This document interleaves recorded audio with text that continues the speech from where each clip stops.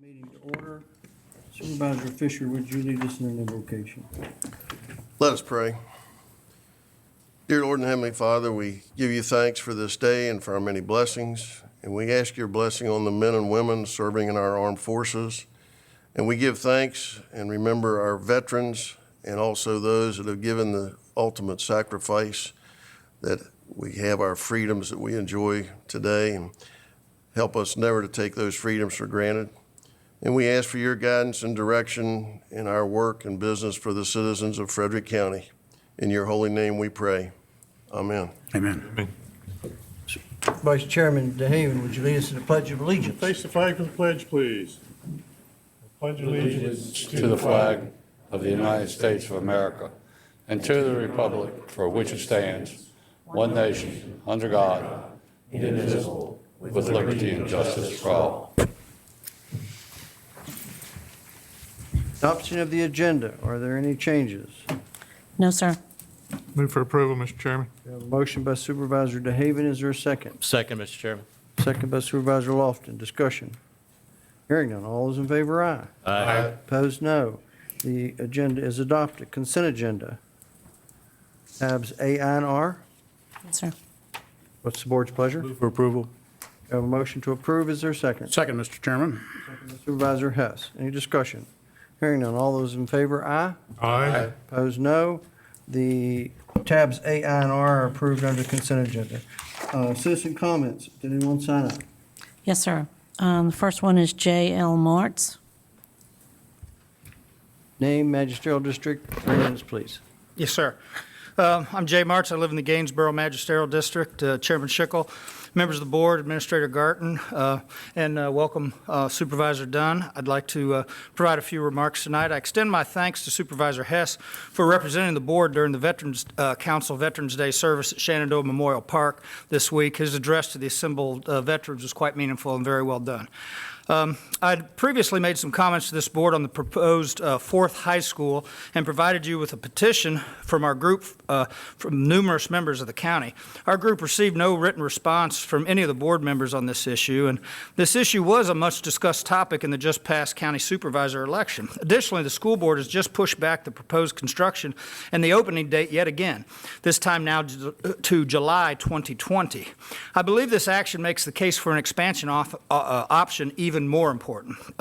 Tonight I have again provided Mr. Tibbs with another petition signed by even more Frederick County citizens requesting a consideration for alternatives. I have no confidence that we can get an unbiased feasibility study on the expansion of the existing 3 high schools from the school board. They are focused on one thing, building the most expensive high school in the Commonwealth. On a related subject, I would like to provide comments on your proposed legislative initiatives. I'm unsure if you're going to have a process to solicit citizen input before providing this to our elected representatives in the General Assembly.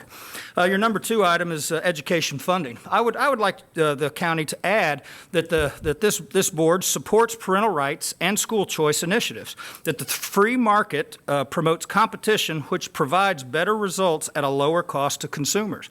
We cannot sustain the government school construction costs, debt increases, and soaring operational expenditures. The Tebow bill. The county supports allowing taxpayers with a child in a private school or being homeschooled to have access to government school programs and especially athletic activities. Your number 5 item was tax exemptions. I support your continued efforts to revert this authority to the locality. Number 9, your changes to legal notices. I would support this initiative on a 1-year trial basis to determine if there was no impact to public knowledge on government operations and transparency. I have concerns on other items listed to fund state-mandated positions, funding for jails, increasing salaries of district courts, and the transient occupancy tax. These seem to be broad statements with no dollar figures associated. I would like to see something along the lines with these items on how much of a tax increase that the state would have to levy to pay for these initiatives, or the transfer of funds from one department, from one initiative to another to pay for all these initiatives that you were going to send to the General Assembly. So thank you for allowing me to address the board. Anyone else? Yes, sir. Sean Graber. Good evening, gentlemen of the board. Mr. Dunn, welcome. It is a pleasure to see you up there in front of us. I wanted to speak tonight on the resolution for Ms. Knopfinger that I heard was coming. I believe it is only right and fitting that we thank employees who do a good job, and we also bring to light things when an employee maybe does not do quite as good a job as what we would like to see. What I brought along with me this evening was a settlement agreement that I received from the county administrator in 2012. And it was as a result of the firemen not being paid properly. Also had some issues with sheriff's office back a few years ago as well. Had the pleasure of working with this lady several times, and I saw several things that were very concerning to me. I've heard several on the board state we want to make sure that our firemen are taken care of as far as paid properly. The experience that I got to experience was either ignorance or arrogance, because it cost us, the taxpayer, thousands of dollars in this settlement agreement, where instead of researching an idea and coming back to the firemen or coming back to the sheriff's deputies and correcting a mistake, which was identified, simply plowed ahead with a hard-brained idea that we would continue paying the firemen as they were until the firemen got an attorney, got representation, and pushed back. I firmly believe we pat employees on the back when they do a good job, but we don't honor them when they don't do us quite as good a job as maybe they should be doing and cost us, the taxpayer, significant money. Thank you. Anyone else? No, sir. Any Board of Supervisors comments? Hearing none, we'll move on to the minutes of the work session with the Economic Development Authority of October 28, 2015. That was approved on the consent agenda. Excuse me. Yes, ma'am. Yes, sir. Resolution of appreciation. Mr. DeHaven, would you come with me?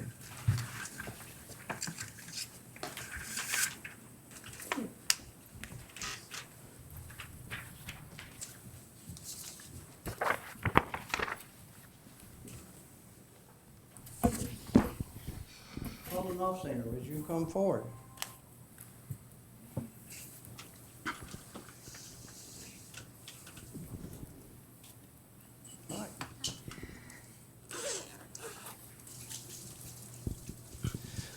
Whereas Paula A. Knopfinger served the employees of Frederick County, Virginia for over 9 years as Director of Human Resources, and whereas during her tenure, Mrs. Knopfinger oversaw and implemented the following initiatives: electronic timekeeping, paid time off program, revision of HR policies, and compensation survey. And whereas in addition to the above accomplishments, Mrs. Knopfinger worked through the Employee Wellness Committee to implement an employee wellness program, which is approved by the American Heart Association as fit, friendly, and received gold medal recognition. And whereas in December of 2013, Mrs. Knopfinger achieved certification as a senior professional in human resource. Now therefore be it resolved that the Board of Supervisors extends its sincere thanks to Paula A. Knopfinger and wishes her all the best in her future endeavors. Is there a motion to approve this resolution? So moved, Mr. Chairman. Motion by Supervisor Hess, a second. Second. Supervisor Lofton. Discussion? Hearing none, all those in favor, aye. Aye. Opposed, no. Be it further resolved that this resolution be spread across the minutes of the Frederick County Board of Supervisors for all citizens to reflect upon the accomplishments of this public servant. Thank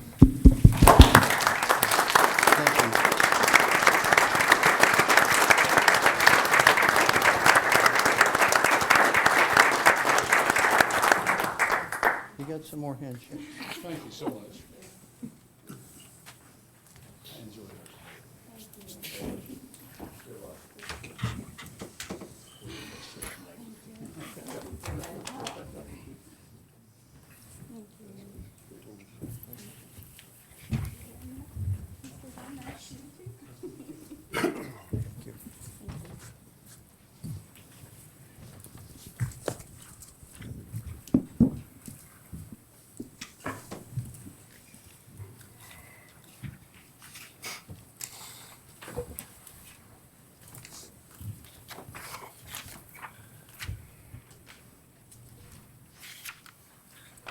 All right, committee appointments.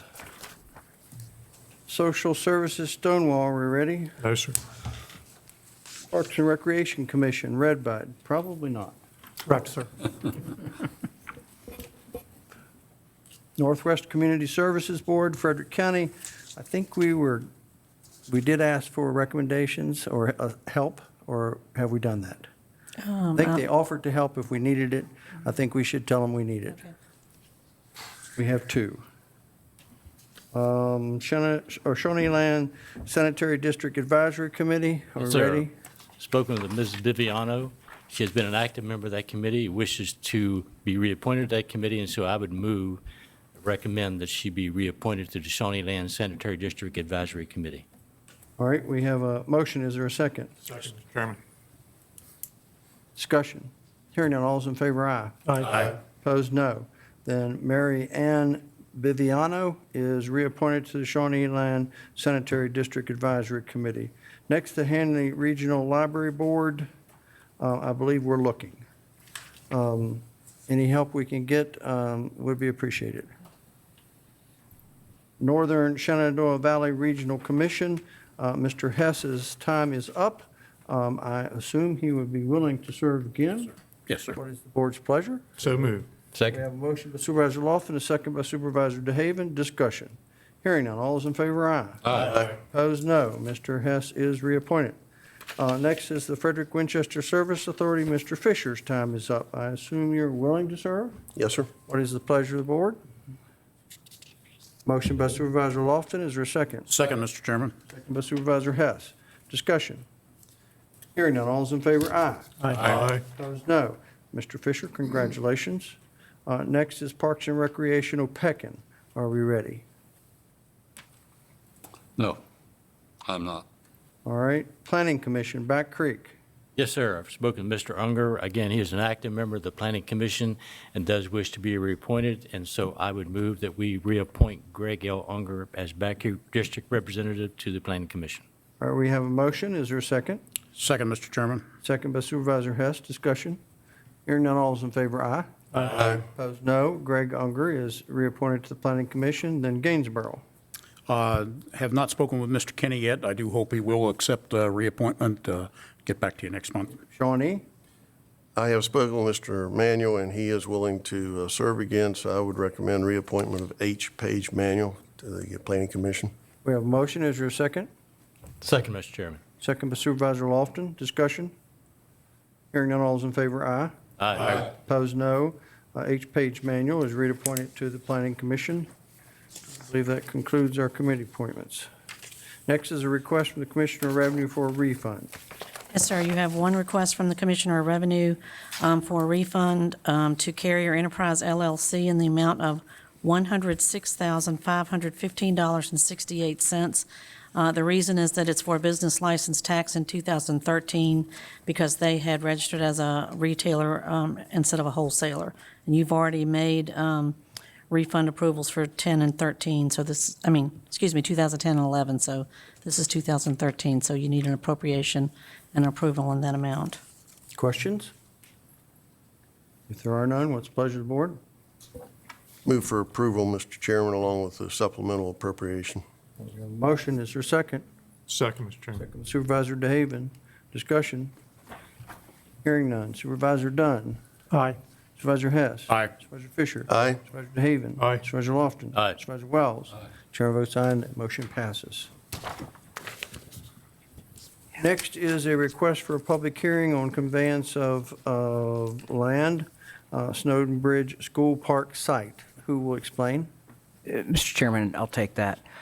This is a 44-acre site that was part of a proffer for the Snowden Bridge development.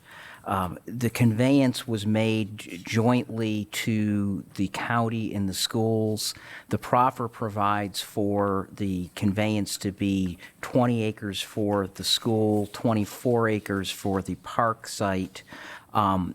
We worked with the developer earlier this year so that they could get the conveyance made, helped them handle their matters.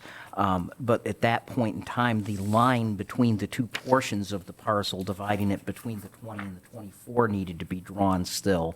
That's now done, but because this technically involves a conveyance of an interest that the county holds, it triggers the statutory requirement for a public hearing on that. So the board is asked to schedule a public hearing for its meeting next month to allow that to take place. Questions? What's the pleasure of the board?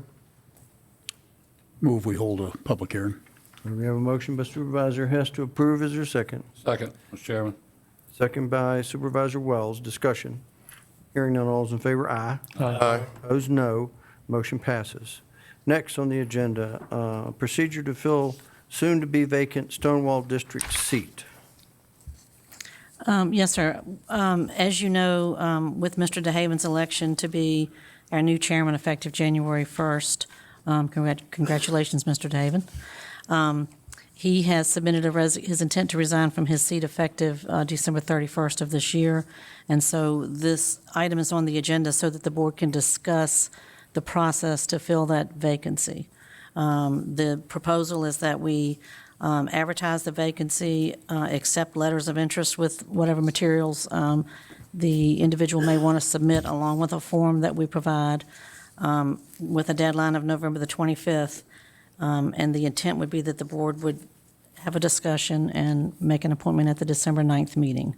So I think Mr. DeHaven would like the board's input and concurrence on the process. All right, questions first? Everybody's got it in front of them and it was sent to them, and there are no questions on it. What's your pleasure about the process? There was a suggestion from one of the board members to modify the form, and we incorporated that change, and that modified form is at your seat. Yes, sir.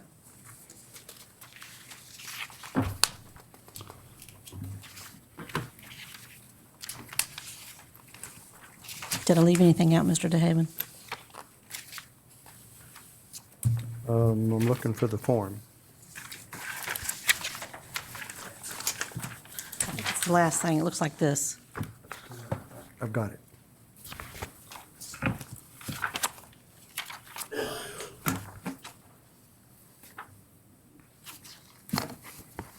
Might be a good thing for HR committee to look at the form for committees next year and see if it needs to be updated.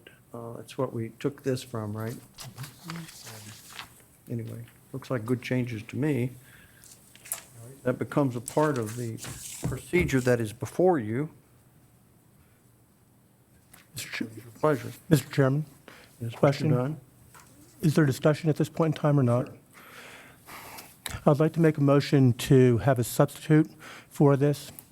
I've talked to Mr. DeHaven, and we will probably disagree on this. But I'd like to make a motion to have an election, a special election, sometime in the middle of March or early April. The reason I'd like to have such a discussion is that, in my opinion, an appointed person does not truly reflect the constituents whom he's meant to represent, and therefore I'd like to do what the state legislature does when a vacancy occurs. In the state, if a delegate dies or a seat becomes vacant, or if a senator dies or the seat becomes vacant, the state holds a special election. I'd like the same process to occur here so that the residents of Stonewall can elect their own supervisor as opposed to having to wait 10 months for an appointment. It's a philosophical position, but that's what I'd like to do, sir. Have you explored the legalities of that? Yes, sir. I believe that Mr. Williams will testify that and Mr. Miller says that it legally can be done. There is there's a primary election on March 1st for both the Democratic and Republican nominations for president. There are no elections after that. And according to Mr. Miller, who's the registrar, you can have an election sometime after March 1st. So is your motion to adopt the procedure here with a modification that a special election would be held in March, or just on the special election in March? It would be to substitute this procedure, which is calling for an appointment, and replace it with a procedure to have a special election in March or early April. But this would hold for the period between now and then? That would be amenable to me if you had a special appointment, if you had an appointment. Perfect the motion. I understand that. That would be amenable to me to have an appointment between now and the time of a special election in March or April. Okay. Mr. Williams, before we go second, and is that meet muster? As long, the procedure is this: the board is empowered to request of the circuit court the scheduling of an election. The statute provides for the election either to be at the November general election, or the board can suggest to the court a different date. And there are some restrictions on exactly when that can be. The key is that it cannot be on the same day as a primary or 55 day, anytime in the 55 days prior to any election. And that latter issue, I think, has to do with the machines having to be locked down for the respective election. But the election could theoretically be held as soon as, I believe the primary is March 1st, so the election could be held as soon as March 8th legally. That March 8th was your date? If there's enough board members that are amenable, I'm flexible on the date. I can go March 15th, March 22nd, if that's the following Tuesday. I'm flexible on that. Also, Mr. Chairman, just for the record, this cost will be approximately $10,000. That represents .0027 of the budget. I believe we can find $10,000 if this special election were to be held. Okay. I think that what we have is a motion. Hopefully, everybody understands it. I think we should probably use the March 8th date, or if you want another one after that. I don't know what day of the week March 8th is. It's Tuesday. Good day. All right, that's fine. So we're going to look for a motion, a second here, if everybody understands the motion. Questions on the motion, since it's complicated? So, if I may, question. Yes. Want to perfect it. We're looking to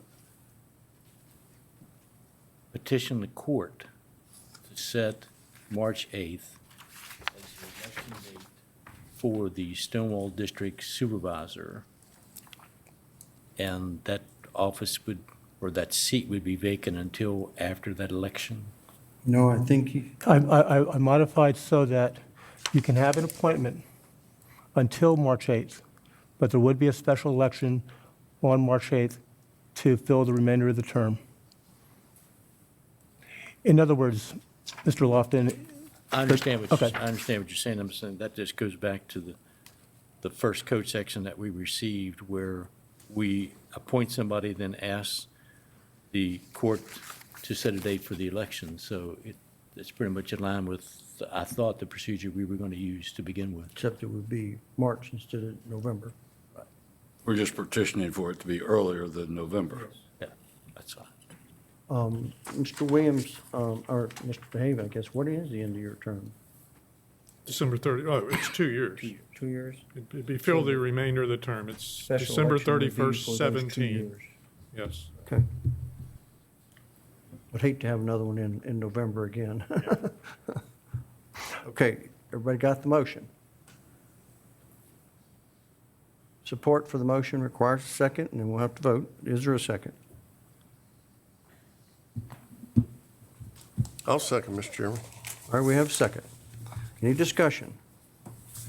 Mr. Chairman, the reason I was laying this out was because, as you know, I'm a newly elected supervisor. The supervisor that preceded me was appointed by this board and then began to vote on behalf of his constituents without ever introducing himself to those constituents.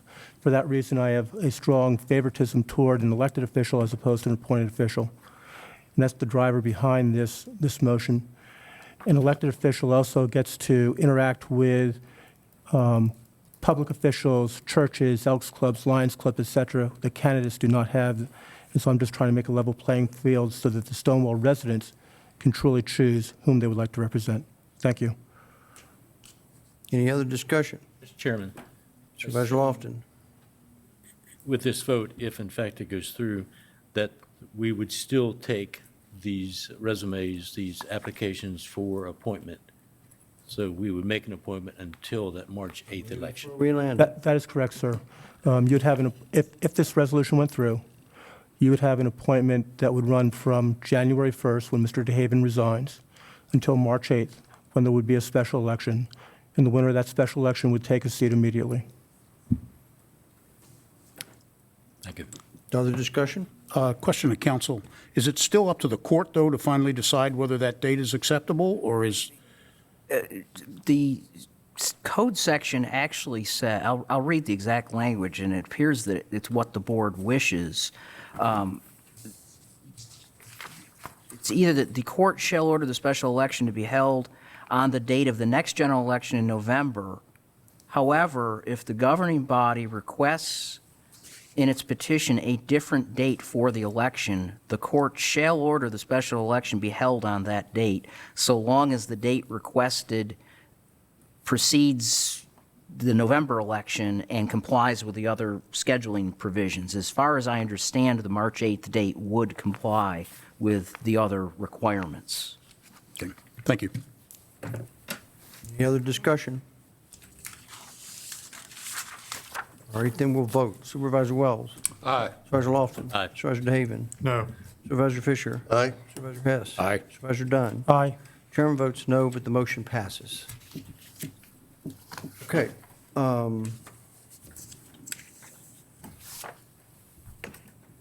Next is a memorandum fiscal year 2015-2016 budget resolution readoption.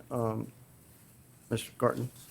Yes, I'm asking the board to readopt the budget resolution from April to correct an error in the language. Okay, we have a house cleaning job to do here. Any questions? Or motion? So Move moved, Mr. adoption. We have a motion by Supervisor DeHaven, a second by Supervisor Hess. Discussion. Hearing none. Supervisor Dunn. Aye. Supervisor Hess. Aye. Supervisor Fisher. Aye. Supervisor DeHaven. Aye. Supervisor Lofton. Aye. Supervisor Wells. Aye. Chairman votes aye and the motion passes. Next is a memorandum in reference to the proposed 2016 legislative initiatives. Yes, sir. We petitioned staff and got a list of suggested items for your legislative initiatives for 2016, and that document is in your packet.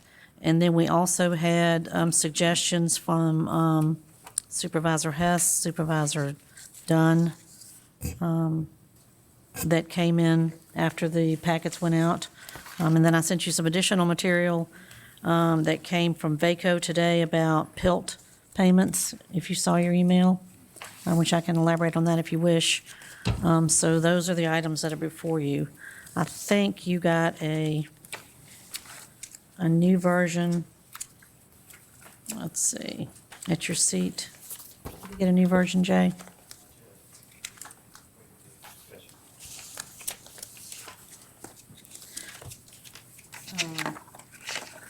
That added language from Mr. Hess's suggestion?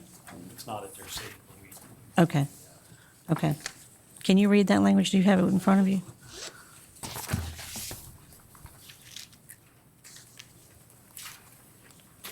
Mr. Hess's email is here. Right, we had crafted language that we thought would suit. It was dealing with Mr. Hess's issue for alternative septic system inspection and enforcement. It says the county requests the state provide adequate resources to local health departments to better enable them to track inspections and enforce inspection requirements for alternative septic systems.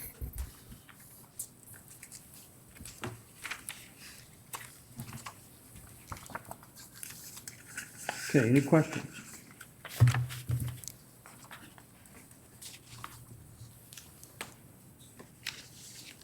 What's the pleasure of the board? I just want to apologize for bringing that up at the last minute. It had come to my attention earlier in the year that there were some areas of the county, or that the department was not following up. I mean, they receive inspection reports, but in some cases they don't, and I had some concerns about the quality of the groundwater in the county, in particular in the districts west of 81, where most of the folks are on septic and well. I think sometimes you just got to bring stuff up when it comes to you. Anybody else? What's your pleasure? Question, Mr. Chairman. Sir? Are the items that Mr. Hess added and the items that I'm adding on the initiatives, or are we going to discuss those to put them on? Be determined by the motion and the vote. Okay, so I'm asking this a question, sir. The motion is to add those two items, or Mr. Hess's item in my three? We have no motion. Okay. We could craft language for Mr. Hess's resolution that was fairly straightforward. So that would be 21 as a staff recommendation. We did not incorporate language for yours because it was significantly more complex. And I can I can make a motion on mine, sir. I'd like to add three other items and one request. The three items would be that you request the legislature to have some type of ballot access for presidential primaries that is more lenient than the current one. The current law in 2012, Virginia was the 50th state out of 50 with the least amount of presidential candidates on the ballot.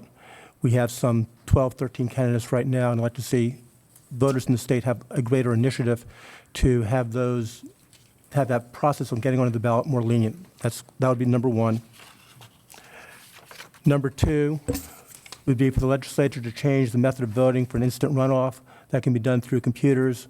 I sent all of you a email earlier this week. There are some states that already include that, and some cities that include that. The states include Florida, Indiana, Maryland, Wisconsin, and Minnesota. Number three would to ask the legislature to have party registration, Republican, Democrat, Conservative, Liberal, Green, Libertarian, etc. And the fourth request would be, does this board want to prioritize those initiatives that are listed? Okay, when does this have to go in? Pretty quickly. The prioritization may be impossible. All right. So I'll just lay out those three proposals. So I think the motion is to as presented with the modification already made for Mr. Hess, and these items to be added. That is the motion. Everybody clear? Yeah. Is there a second? Is this my question is this up or down then in particular on adding the four items that have been discussed tonight, or would the four items be separate? This motion fails, I'll go for another one. Okay. Is there a second? All right, we're going to fail for lack of a second. Thank you. Give me another motion. I'll make a motion. The proposal that Mr. Hess has, I would, as written by Ms. Garden, I would propose on the septic tank issue. Okay, we have a motion to approve as modified with Mr. Hess's comments what was originally sent out. Is there a second to that? Second, Mr. Chair. Second by Supervisor Lofton. Discussion. I share Mr. Blaine's desire in future years, even though I won't be here, for some type of prioritization.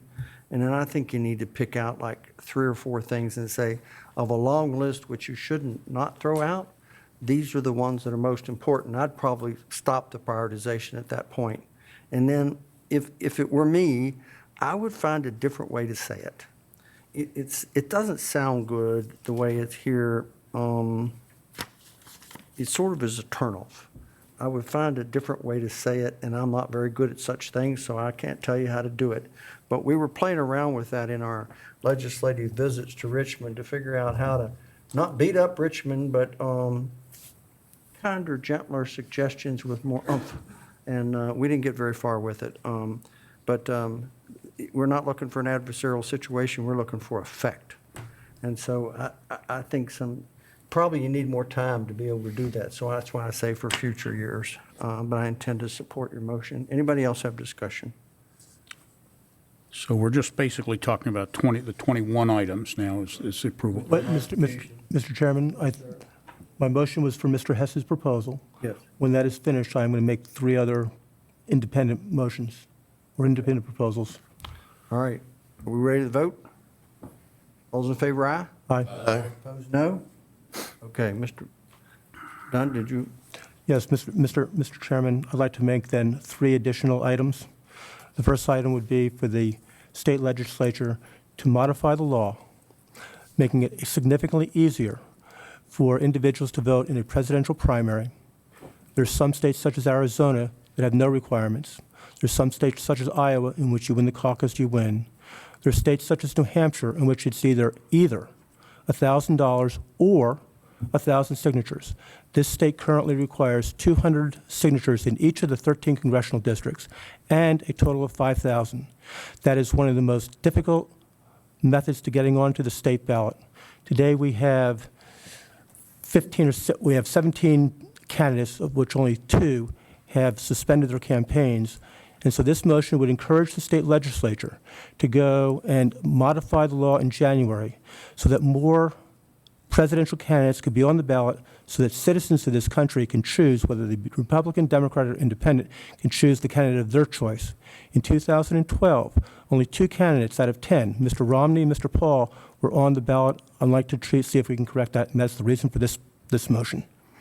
So the motion would be for the state legislature to significantly ease the difficulty on getting onto the ballot and modify the current law, which I can cite if necessary. All right, we have a motion. Is there a second? Second, Mr. Chairman. Second by Supervisor Hess. Discussion. Mr. Chairman, Supervisor Lofton. it's not that I don't support that particular plan of action, but I'm not comfortable as a board member getting into the political arena that deep. I think those types of items need to come from grassroots activists, the political parties, and those who have a real vested interest in their particular party and that's members. So I'm not prepared to support something like this at this time. Well, I know for myself, I think I want to support it, but I want to see it in writing before I vote on it. So that leaves me at somewhat of a Mr. handicap. Chairman, And I don't think I can sit here and read it if you give it to me. Can I make a suggestion to respond to that? I know it would be later, but we have a meeting scheduled in December. Could we consider it then? There's no reason we couldn't add that to the information we're passing on to the legislators. I know something went wrong the last time, and so what little bit we can do to encourage things to go the right way, I want to support it, but I'd just like to read it. I can simplify this, Mr. Chairman, if you so desire. This is draft language, subject to change by the legislature. And there's one delegate-elect in this room, so the comments are directed to listen carefully, please. And that would be that to change the law so that a presidential candidate can be on the ballot if he submits a fee of $1,000 or 1,000 signatures from registered Virginia voters in the state. All right, now, if you want that considered, I'll take it as a friendly amendment if Mr. Hess agrees. Yeah, one suggestion I might have is rather than, Mr. Dunn, is rather than the specific signature amounts, that we perhaps take a more generalized statement like we have in some of the others and just indicate that we support the reduction of the requirements for name on the presidential preference primary ballot. That would be amenable to me. I just want to make it significantly easier than it is. At this point in time, I'm not dealing with the specifics, but rather the generality. So I'm amenable to that. So I got a motion and a second, and I'll take a friendly. If it gets too far off, I'll have to have you do an amendment to the motion. So where are we here? Mr. Hess, do you want to amend my motion? I'd like to offer an amendment that the county support reducing the requirements for a name to appear on the presidential preference primary ballot. That's acceptable to me. Amendment, is there a second? I second it. All right, we have a motion and a second to amend the original motion. You heard it? I can get him to repeat it. Does anybody need that? No? Then we'll vote. All those in favor, aye? Aye. Opposed, no? No. All right, I think we have 2 noes, so the motion passes. Now we have an amended motion. Okay? Anybody need that repeated? It is exactly what Mr. Hess said. Mr. Chairman, I wish we could go to December. It sounds okay, but the spur of the moment things, I'm not comfortable with it. I'd like to wait till December. Mr. Chairman, I'm not trying to force this issue. The state legislature does not meet until January. So if this can go to the state legislature in a timely fashion, I believe we meet again December 9th. So I think I'm willing to put down specific language for the next item. Action is yours. If you would like to postpone until December, that would be an appropriate action. May I ask a person in the audience a question or not, Mr. Chairman? Our legislator, Yes, sir. if he's willing, it's kind of a little inappropriate, though. strange, but he's pretty impromptu. Do you want to answer a question? Sure. Come up and introduce yourself, sir. Good seeing you all again, Delegate-elect Chris Collins. Mr. Dunn, go ahead. What's your question? My question, sir, is that if this board gave you a proposal on or about December 9th or 10th, would that be in a timely fashion for the state legislature to put it into the hopper and begin the process? I think it would. I believe that we will be allowed to start submitting legislation starting this coming Monday. I believe that the deadline is the following December 16th. But I will check to make sure. I'm going down this Sunday for training, so I will check with Mr. Dunn, and if there's a more strenuous timeline, I'll let Mr. Tibbs know, and he'll contact everyone, and then I can at least I don't need to have the actual legislation. All I need to do is have the framework or a bullet point, so at least the legislative assistants can start drafting or at least looking at it, so at least it's in the process. So if it's something that we want to do and we don't have it nailed down specifically, I can at least give them a skeleton idea of what legislation we might want to be proceeding with. So, Mr. Collins, then having a general statement today is more helpful than a general statement on December 9th or 10th? No, I wouldn't say that. What I would say is that I will find out what the deadline is. What you've said today is basically that you would like to amend the getting on a ballot for a presidential primary. I could put that, speaking with the clerk of the court, excuse me, the clerk of the House of Delegates, I spoke to him 2 days ago, and he gave me that all I need is an outline. So I think that long enough I have an outline in hand, and I believe that the deadline will be beyond the December 8th date for the office. For December here. 9th, okay. Yes, sir. Mr. Chairman, then I'll defer to you on what you think is the best course of action on this particular amendment. Well, I think there's going to be support, but it's probably not a good thing to impromptu too many things without in writing. All right. I would suggest that you go to December. All right. Maybe, I don't know what your other 2 items are. Do they fit in the same cannon? The other 2 items are going to be instant voting and party registration. Yes, they are all dealing with electoral issues. So if there is a 1-week window, and if it's a better situation, I'll be glad to withdraw those amendments, and I will reintroduce them with specific. We have one out. Okay. And it's in motion and second amendment passed. So you could trump that with a postpone till December if you want to, or else I've got to proceed with the motion. Okay, Mr. Chair. One more thing. Mr. Dunn, if you want, I'm going to be meeting with Delegate LaRocque and Delegate Minshew on Sunday. So I'll be more than happy to discuss with them how they want to proceed with the legislative agenda of this board, and as well as City Council and a couple other boards we have to deal with within our districts. Because all of them, we're meeting with all of them for legislative agenda items. So if you'd like to formulate your opinions and ideas in a more formal way, I'll be discussing that with them on Sunday. And if we feel we need to accelerate that on the timeline, because obviously if we're not meeting with members of the board for your legislative agenda until after December 8th date meeting, because I don't think we have a meeting set up yet, we're going to be tight to be able to get that done anyway. So I'm going to be speaking with them Sunday just to make sure that our timelines are amenable to everybody. Just so you're aware, Mr. Dunn. All right, thank you. And of course, for clarification, these are just legislative initiatives that the county supports. There is no way we can direct that any legislator introduce particular legislation. We might have done as much as we needed to do already here.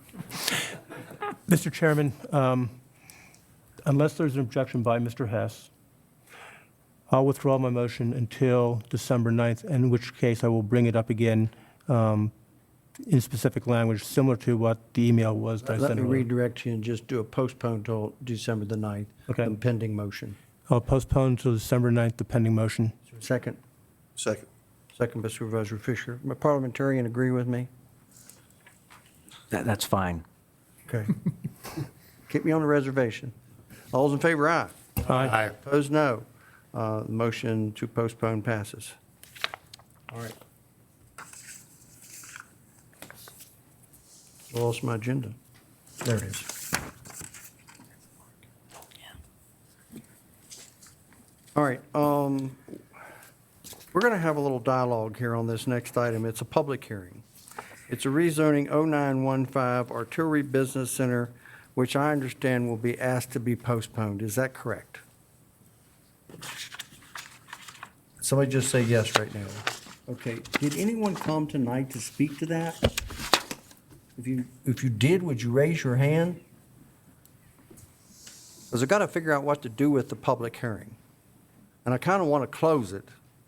But I don't want to close it if somebody came to speak to it. So now, let me ask this question. Do the applicant or all the people involved, is there a problem with a re-advertisement for this item for December the 9th and start all over? No objection.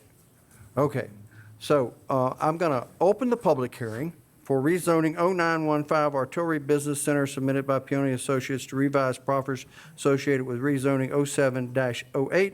This revision relates specifically to the transportation proffers. The properties are located east and adjacent to Shady Elm Road, approximately 4,500 feet south of the intersection of Shady Elm Road and Apple Valley Drive. Properties identified with property identification number 75A-1, 75A-1F in the Back Creek Magisterial District. Is there anyone? Hearing none, we'll close the public hearing. Now, I would entertain a motion, or you, Mr. Bishop, do you want to explain the request? We have a request from the applicant? Yes, sir. I've provided copies for you on the dais at each of your positions. We do have a request from the applicant to table this item until your meeting on December 9th. What we're going to do is re-advertise. Correct. Okay. All right. So what does the motion need to be, Mr. Williams? To postpone or to re-advertise, or both? I think both would perhaps be best. Okay, this is Back Creek, so that's who gets to do it. Yes, sir. I would like the motion to postpone any action on the rezoning number 09-15 Artillery Business Center and to advertise for public hearing at our December 9th meeting. All right, we have a motion. Is there a second? Second, Mr. Chairman. Second by Supervisor Hess. Discussion. Mr. Chairman, Yes, sir? if I may. Yes. Just a short synopsis of what's going on. There are several players in this action, and we just can't seem to get all the players on the same page.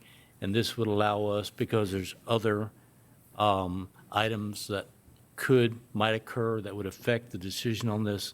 And so we all felt it best that we just kind of push this forward a little bit to give time for all those items to play out, because we didn't think it'd be fair to present something to you tonight that wasn't complete in its application. Mr. Williams, I think that both postponements were the request of the applicant. They were. All right, when does the clock start for when a decision has to be made?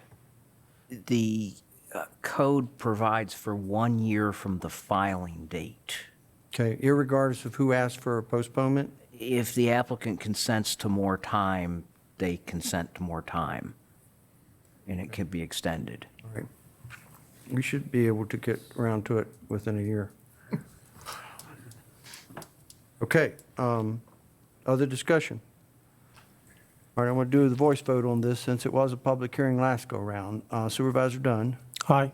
Supervisor Hess? Aye. Supervisor Fisher? Aye. Supervisor DeHaven? Aye. Supervisor Lofton? Aye. Supervisor Wells? Aye. Chair votes aye and the motion passes. Thank you, Mr. Bishop. Go ahead, sir. I'm sorry. Conditional use permit 03-15 for Gary Rogers, Argyris, Argyris, sir. for cottage occupation sale of sheds. Go ahead, sir. Thank you, Mr. Chairman, members of the board. This is a cottage occupation for assembly and sale of sheds for a property that's located at 1518 Fairfax Pike. It's in the Opaka Magisterial District. The current zoning of the property right now is RA, rural areas, and its land use is residential. This proposed use will take place on an 11-acre parcel that are surrounded by properties that are zoned RA, rural areas, and M1 light industrial. The surrounding properties, again, RRA and M1. The assembly of sheds will take place in an existing garage on the property. It's approximately 1,500 square feet. There'll be no new structures constructed as part of this conditional use permit. The rear of the property will contain an outdoor display area of finished sheds, and no more than 7 sheds will be displayed for sale at any time on the property. If I can turn your attention to the map on your left to give you an orientation where this property is located. Property, of course, is outlined in black. The property owner and discussing with the property owner in the rear that this is the house right here is where the property owner lives. This is the shed that the building will happen, and the display area will be in this area here.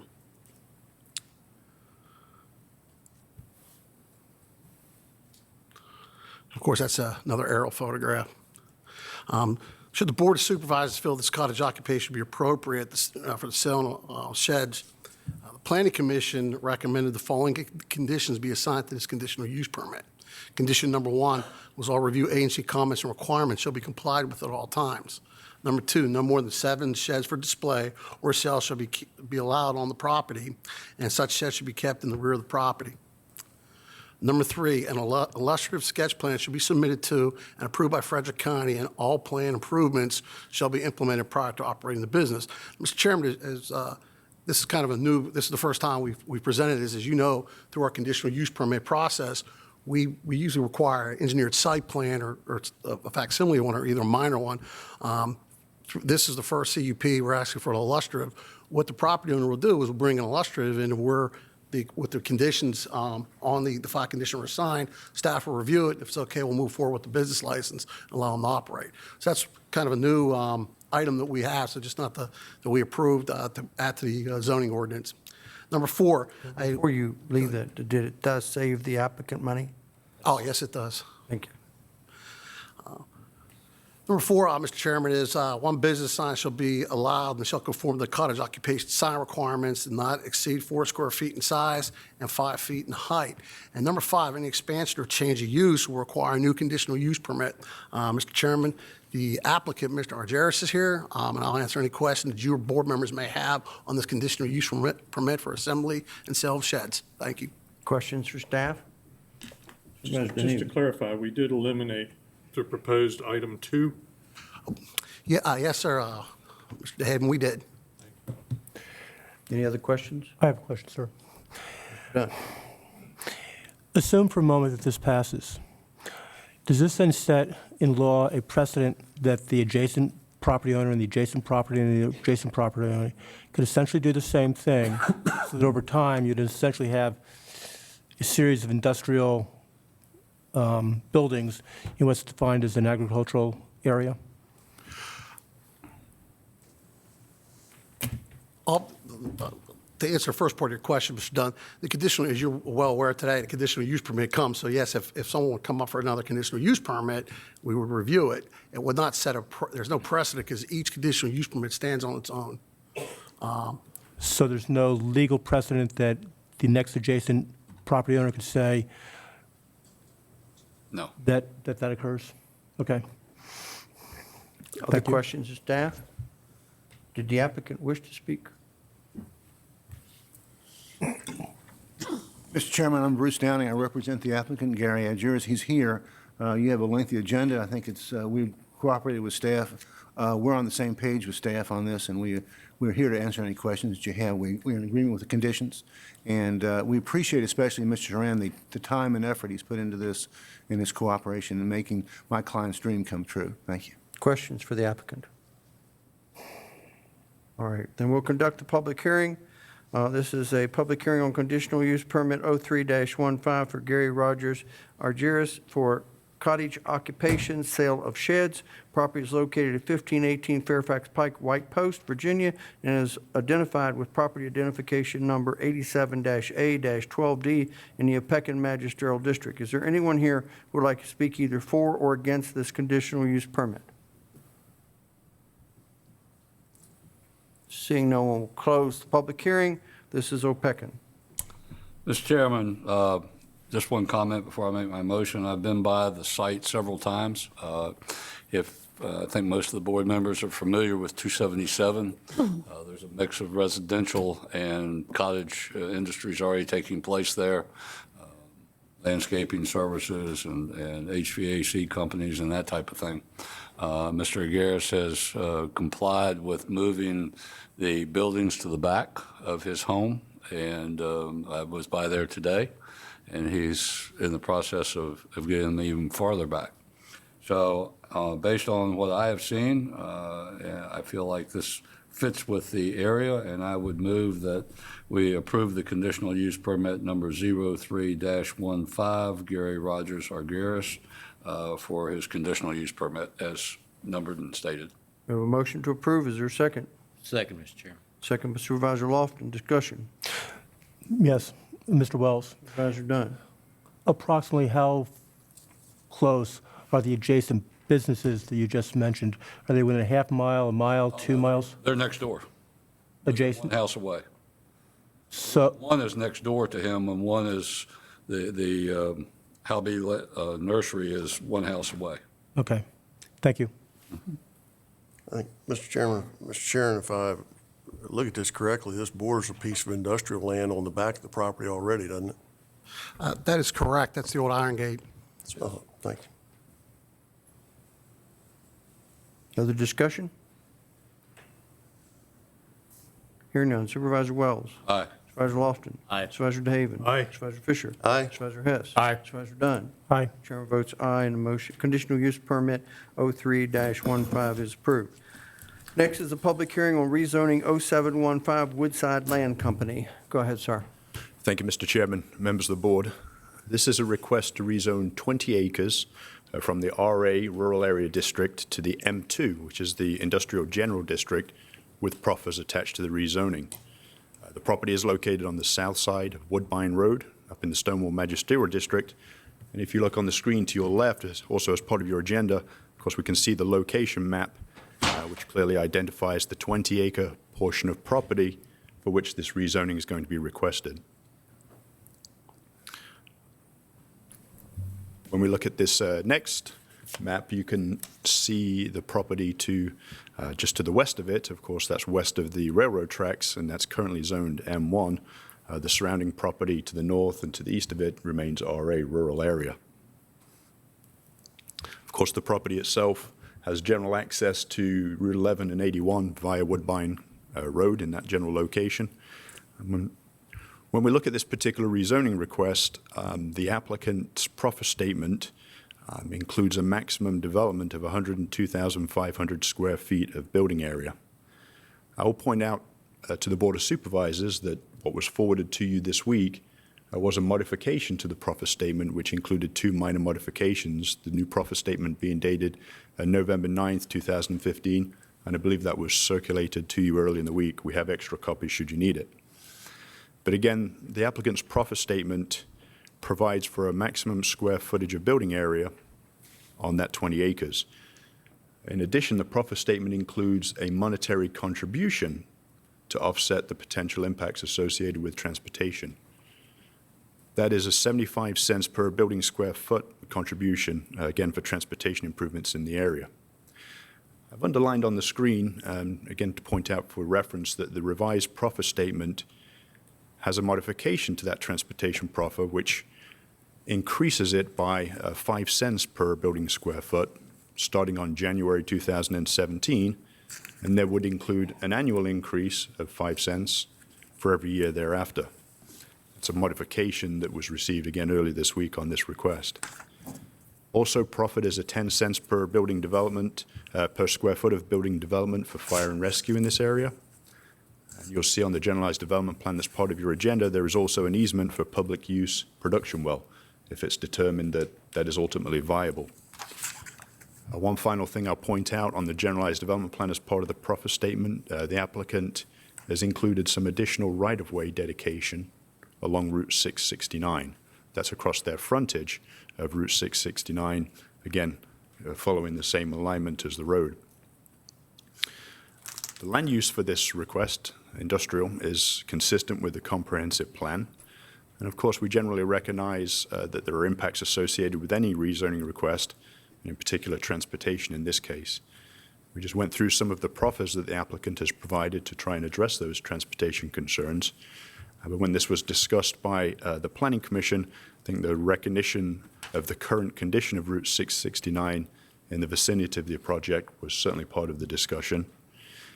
In addition to the scope of the potential cash contribution, again, based on that 75 cents per square foot, There was questions about the significance of that contribution compared with other rezonings that the county may have addressed and approved recently. And when considering the improvements that may well be needed in this portion of Route 669 across the frontage of the property and providing access to the property. So again, I mentioned that the Planning Commission discussed that during their evaluation of this request. Ultimately, the Planning Commission recommended approval of this request. So this evening, we're here seeking a decision from the Board of Supervisors following the public hearing on this request with proffers to rezone 20 acres from the RA to the M2 zoning designation. Mr. John Bishop is here with us this evening. If you have any specific questions that get into the transportation, and Mr. Gary Oates is here representing the application. Do you remember the Planning Commission vote, Callie?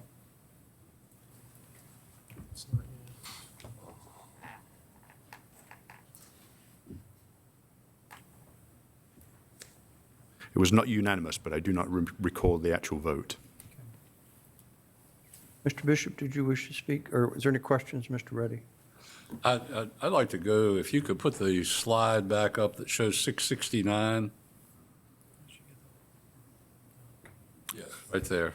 I don't know whether my laser will work. Yeah, it will. Right there. This bend in the road, I've been there several times.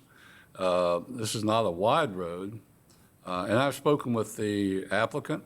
We talked about it the other day about that. And I had some serious concerns about truck traffic, trailer traffic. The applicant has an agricultural business and is running trucks back and forth on that.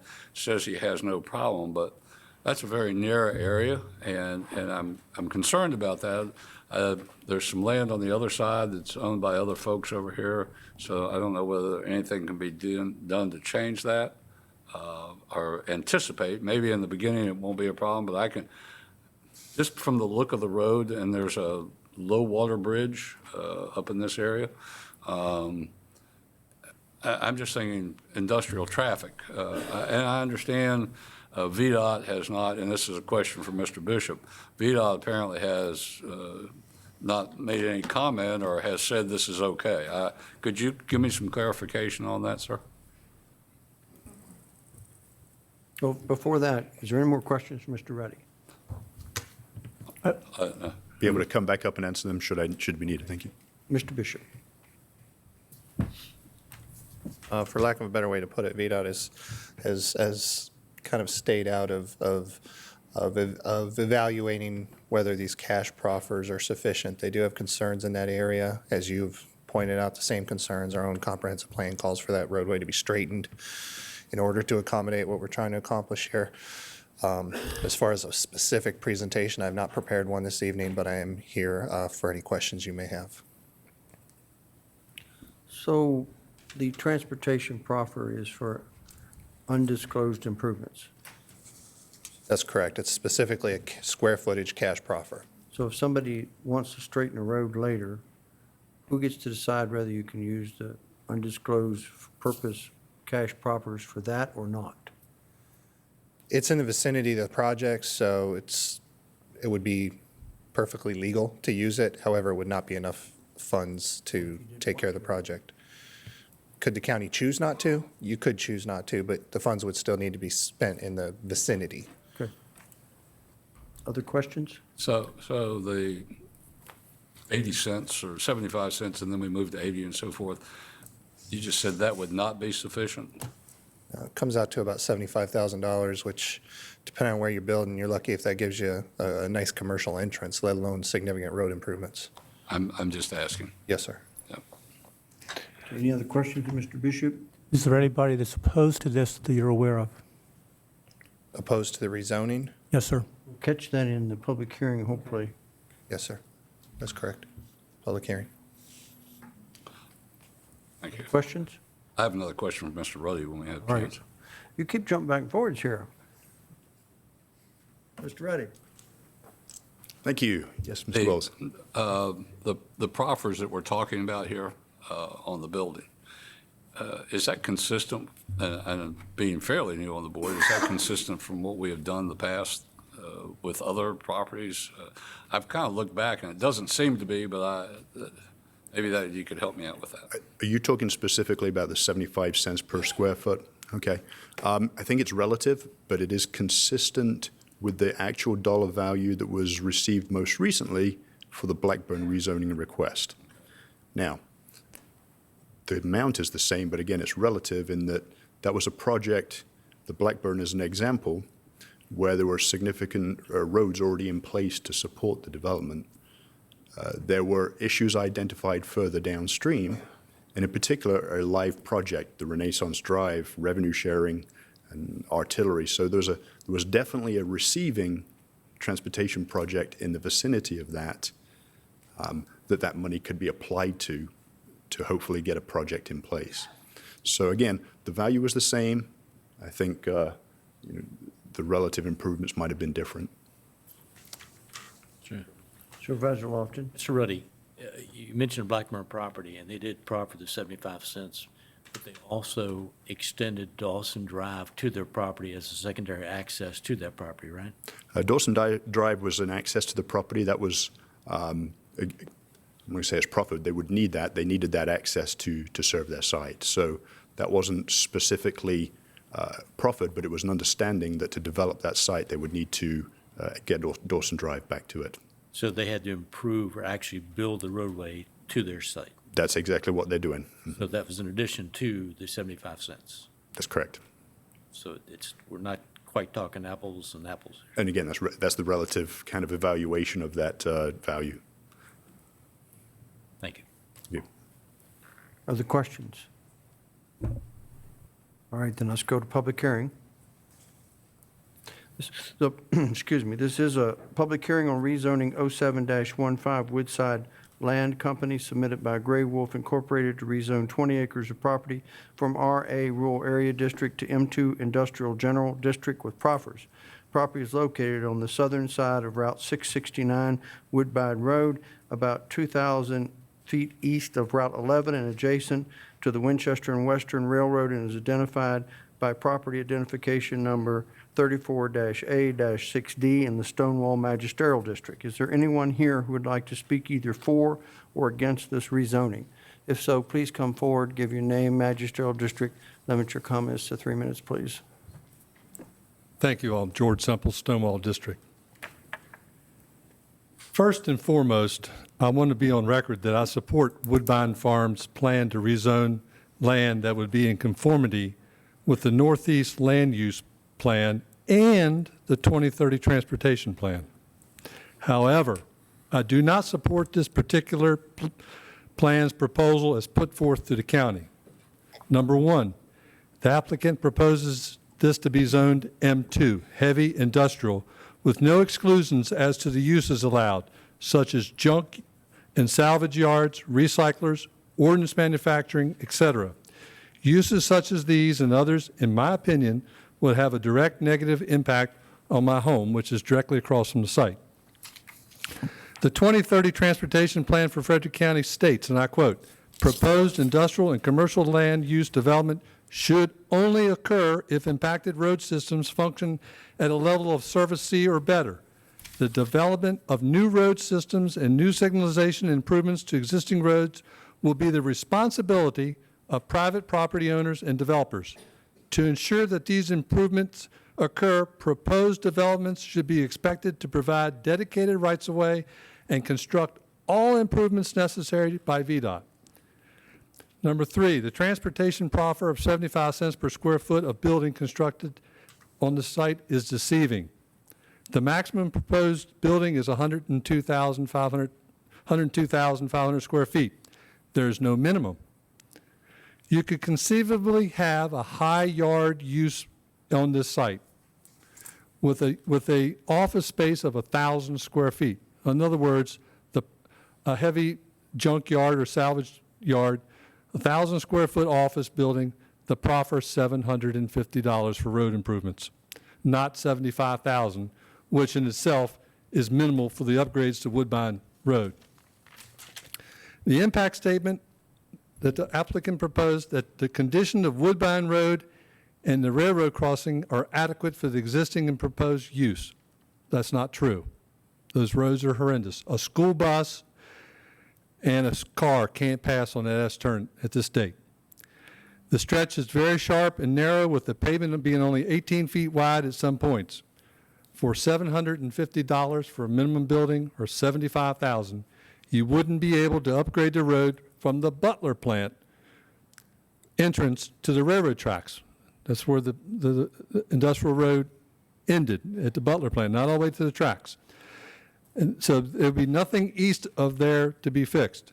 There's no mention in the proffers for the cost sharing of the signalization of Route 11 and Woodbine Road, where all truck traffic to both my industrial park and this proposed site would enter. Furthermore, there's no provisions for turn lanes or straightening of Woodbine Road at all. I ask the board to take a closer look and deny this rezoning as it stands. Thank you. Anyone else?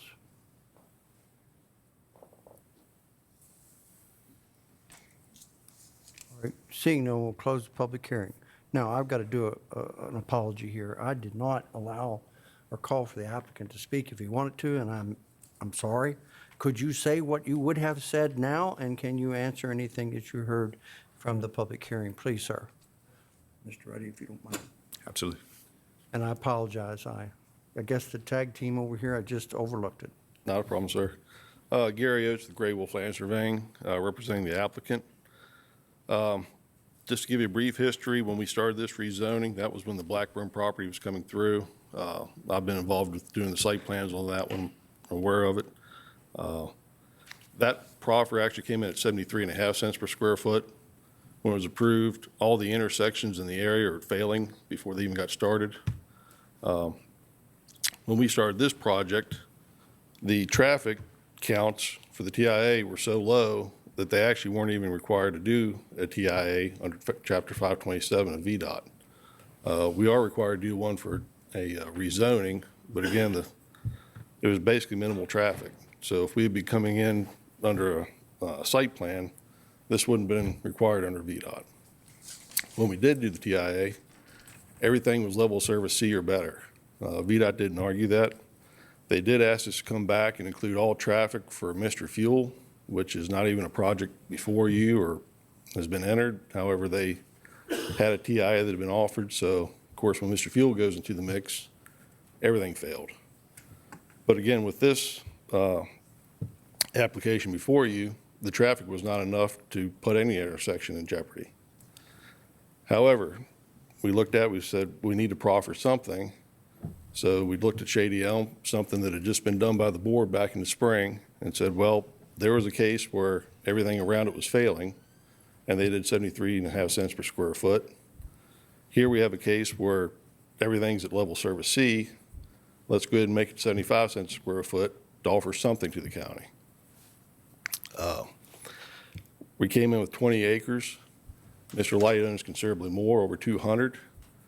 However, he cannot afford to bring in 200 acres under one rezoning and put all the proffers and everything that are required to mitigate the impacts of that. That would just be too cumbersome. His words were, he has to crawl before he can walk. So with this rezoning, it enables him to get a piece of the property started, get some cash in, to come back and rezone the rest of the property in the area and address concerns like straightening out Woodbine Road, which, according to the comprehensive plan and the engineering, would be going across Mr. Simple's property straighten out. Because that road has to cross Duncan Run perpendicular for the bridge. So nothing on Mr. Light's side can accommodate that. It all has to come from the neighbor.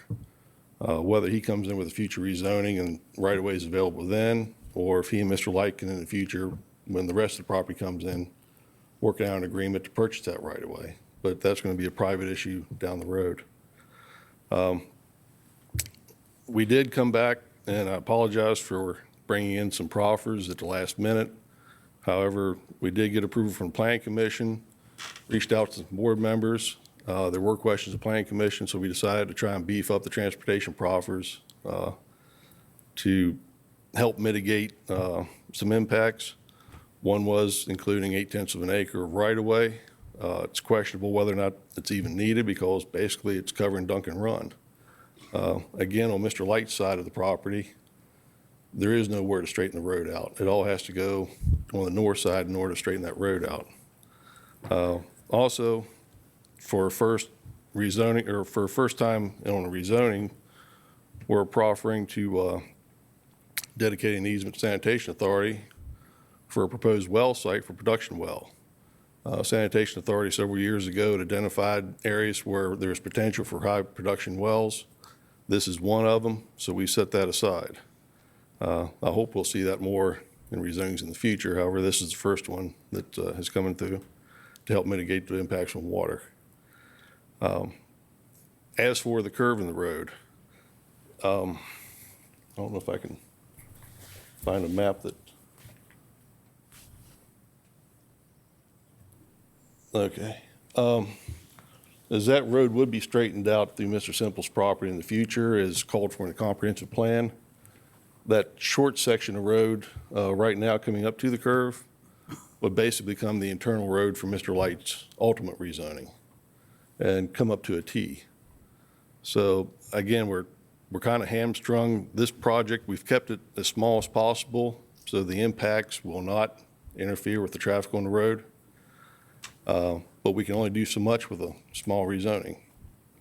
To look for us to spend hundreds of thousands of dollars to try and straighten it out, to buy right away that who knows what the price will be for something that doesn't even trip the 527 requirements or TIA, I think is unreasonable. We got to start somewhere. So again, we made this as small as possible to have the smallest impact possible to get this project started. A few years back, we had the BDAS committee. This is one of the prime pieces of property in the county that we said we need to get this zoned. This is a potential area for industrial uses. That went nowhere. So again, it fell back to Mr. Light's lap to try and try to get something started on this, and he is. But again, he can't bite off the entire chunk in one shot. He has to start small, get some money, and then proceed on for the rest of rezoning. I'd be glad to answer any questions. But again, we've dialed this thing back to try and have as little impact as possible to get started so that when the next one comes before you, a lot of these impacts are being identified, then we will have an impact on them. Then we can try and get them addressed. We'll have some money to do that with. Questions of the applicant? Okay. Why didn't you address uses? We were never asked.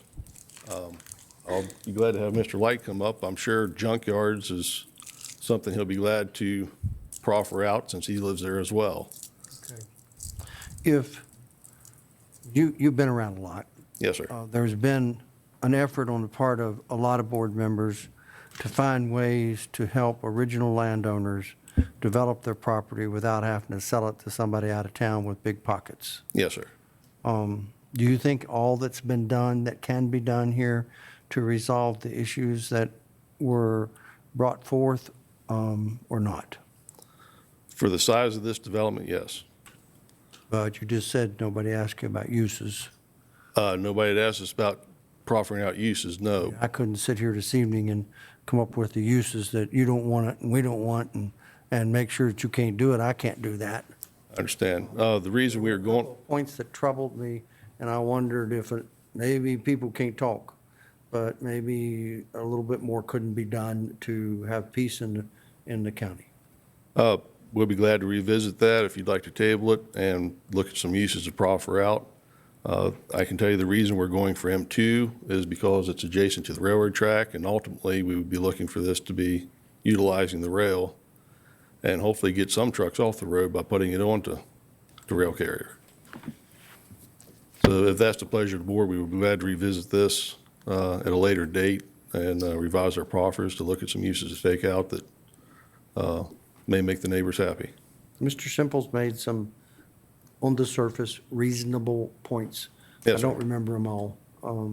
So sometimes things that sound reasonable end up not reasonable. Mr. Wells made a good point with the road, but what you said made a lot of difference. And so I guess I just wonder if it's been shook hard enough yet. But if I were around, I would remain committed to trying to help original landowners develop their property without having to sell it to somebody else. And I realize that the way the system is, it's mega bucks. Mr. Simple's probably put out a lot of money to Yes, sir. get where he's at. And we were trying to find ways to not make that necessary. But anyway. Yes, well, like I said, he has to crawl before he can walk, and this is just a way to get something started, to get the rest of the property going for the county. And as I mentioned earlier, we've brought these proffers in at the last minute, and I totally understand if you would like to postpone it, have time to digest these proffers, give us a chance to look at some uses to take out to maybe make it a better application if you'd wish. Mr. Light, did you want to say anything? Since your representative looked at you and said you might. Mr. Chairman, John Light, Stonewall District. I'm more than happy to proffer out any, I'm going to call them ugly uses to the land. I intend to live there. I intend to manage this that will benefit me also, and look at it out my back door with the rest of my land, which I try to keep looking like a yard over the whole track, if you've noticed. So I have no intention of trying to do something detrimental, and will be glad to proffer out any of those uses. Keep me from speculating when I shouldn't. Do you think you and Mr. Simples can get to a better place? I think we can definitely take some of these uses out. Postpone. I don't want to tell anybody what to do. Weren't asked to do that, so I didn't walk where I wasn't asked to go, and I am more than happy to do that. Okay. Was that a request? Okay. Thanks, sir. Questions, anybody? Comment. They didn't bite. You got to do it. Comment. I agree with you, Chairman Sickle. I think it's a good idea. Mr. Simples, Mr. Light, those landowners who have that, I like to see them be able to do something with their land. And rather than have someone from the outside with deep pockets, like you say, these folks are Frederick County born and bred and been here a long time, and deserve to have us take a close look at that. My question, Mr. Light, was on the roads. And the reason I question that is because I'm going to be questioned by other people in the county and other developers. I know that where the turn is there, and then also right along in here, there's been additional road cuts, if you will, entrances put in by other developers.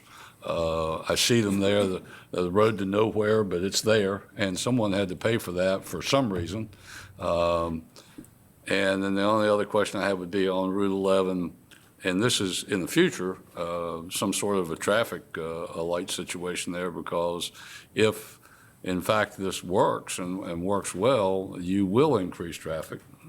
That's really what you want to do, because it's a business and you want it to grow. You'd like to see things happening there. So those are some things to look at. The proffers, what you're talking about, taking out some of the uses that folks wouldn't want next door. And Mr. Light's right there. So, I mean, he knows what we're talking about. And I you know, if there's a motion to table, I would make that motion and give them opportunity to. Well, I'd probably let Stonewall go first. I'm sorry, excuse me, I'm sorry. I'm jumping ahead of myself. I would say that- But I do like the idea of tabling it and give us some idea. Say that you can pass it, deny it, postpone it, but the applicant didn't bite on my heavy hint. So if you postpone it, you should tell them what you want. I agree. So, but those are your options.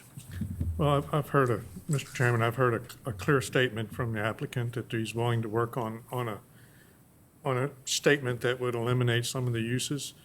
I'd like to move that we postpone to the December 9th meeting. I'd like to keep the public hearing open. All right, we have a motion. Is there a second? Second, Mr. Chairman. Supervisor Wells, discussion. Supervisor Fisher. Just a question on the designated area for the sanitation authority.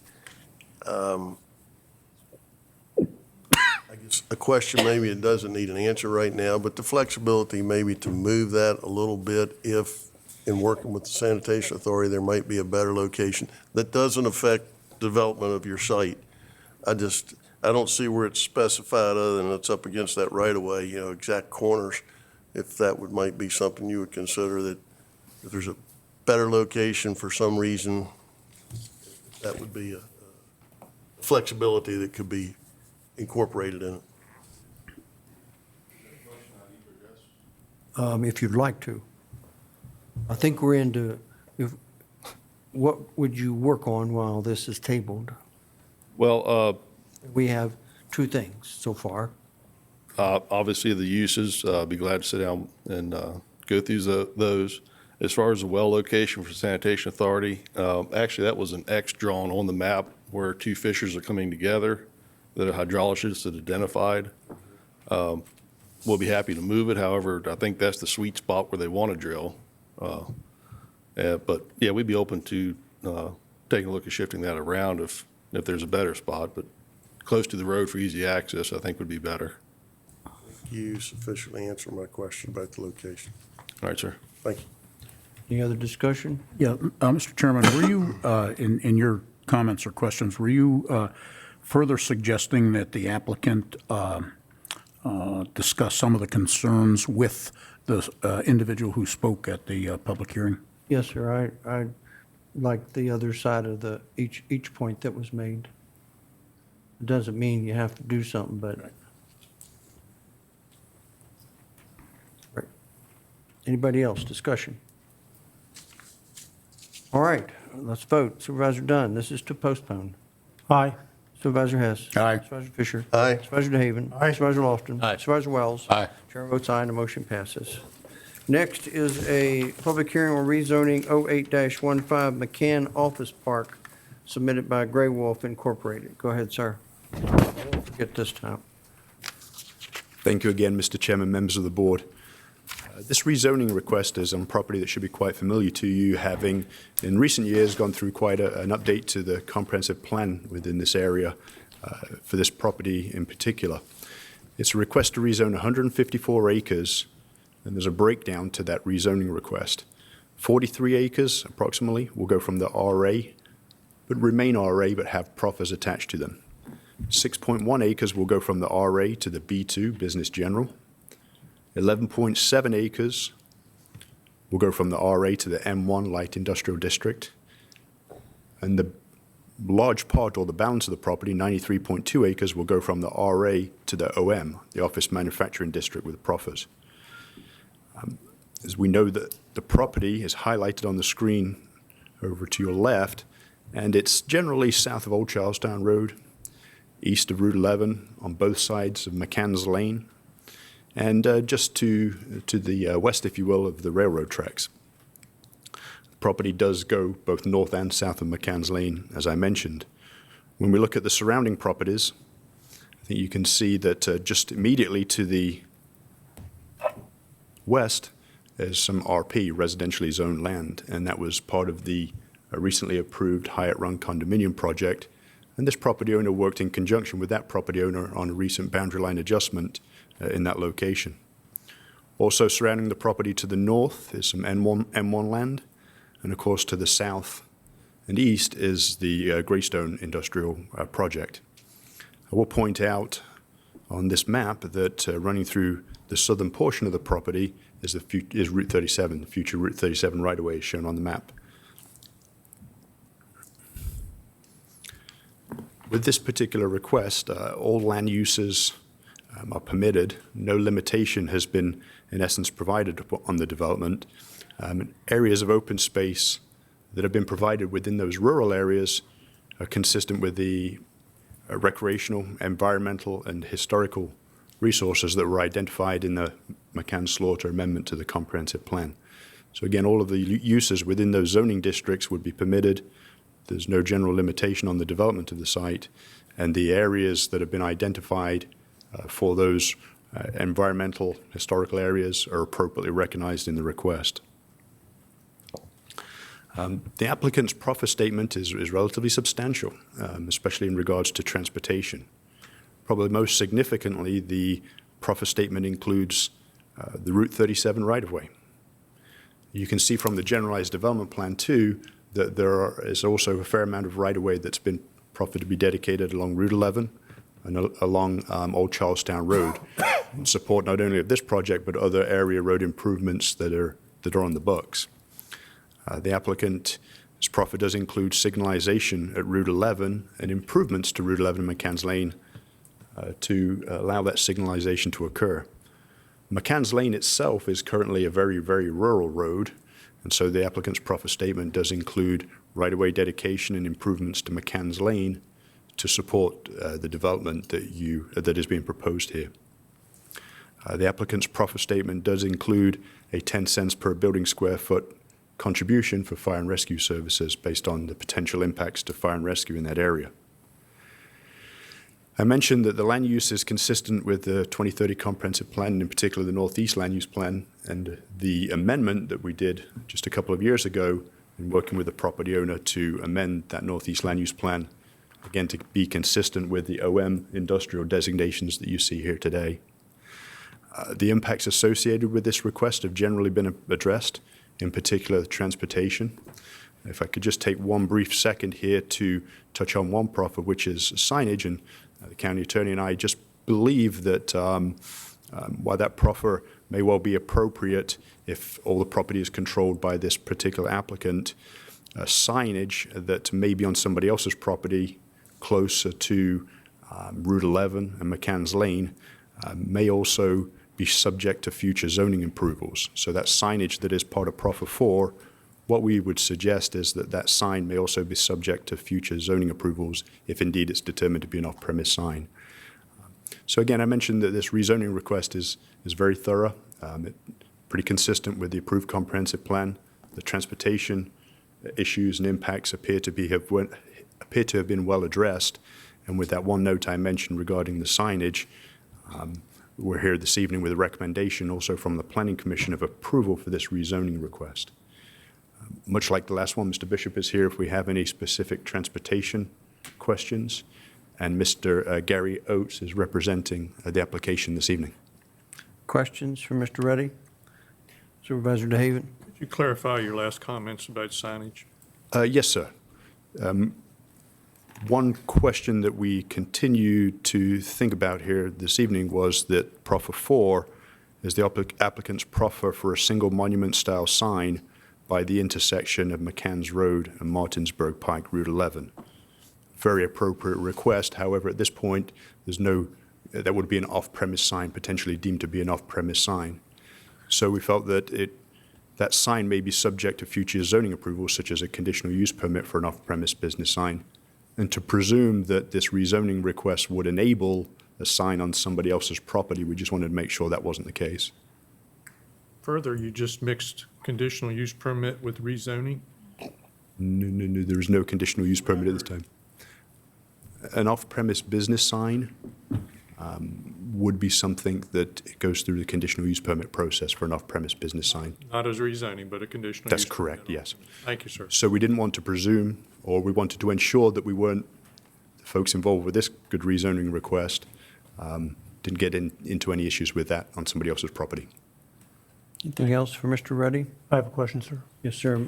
Supervisor I have two Dunn. questions. Number one, on the previous screen, you had said there were no restrictions, and then you said that there was a Route 37 pathway that was being reserved.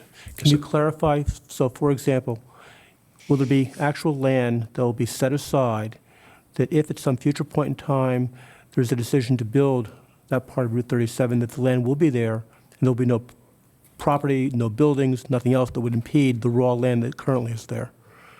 Yes, sir, I'd be happy to, and I apologize if I wasn't clear. When I mentioned all land uses are permitted, that would be within each of the zoning districts that they're requesting, each of the permitted uses, be that a distribution facility or a manufacturing facility, all of those uses would be permitted within those zoning districts.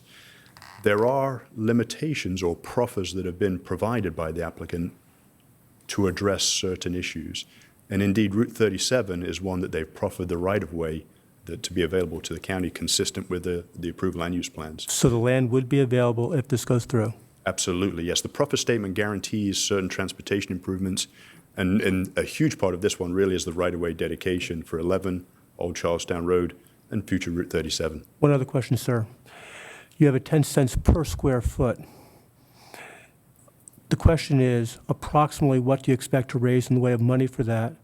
If you have a small building, the number is going to be low. If you have a large building, it's going to be higher. And why was that method chosen as opposed to a dollar amount? The proffer that was provided, the 10 cents, that's a voluntary commitment on behalf of the applicant, so they're the ones that put that forward. It is somewhat consistent with other rezoning requests where the impacts on certain providers is relative to the size of the actual development, so they base it upon the building square footage, and that's what the applicant has done in this case. Probably that question may be best forwarded to them as part of their presentation as to where that 10 cents actually and Thank how you. they feel that may be. Thank you. You're welcome. I noted the dedications of the right-of-way, but I didn't note in my mind the timing of that. What does the proffer say? Bear with me here as I'll 60 days. open that up here.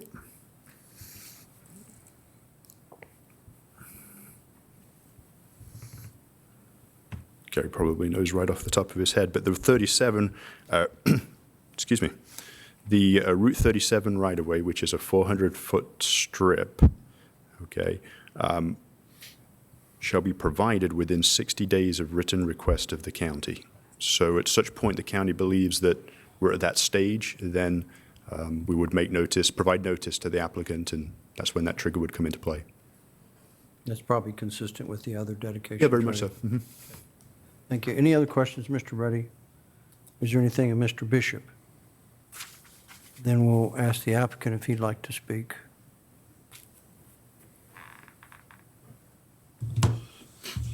Just a point of clarification on the right-of-way timing. It is within 60 days of written request or prior to our first occupancy permit. What was the last part? First occupancy permit, first building built and gets moved into, at that point, you're getting the right-of-way. It's pretty tight. If you'd like it sooner, you have the ability.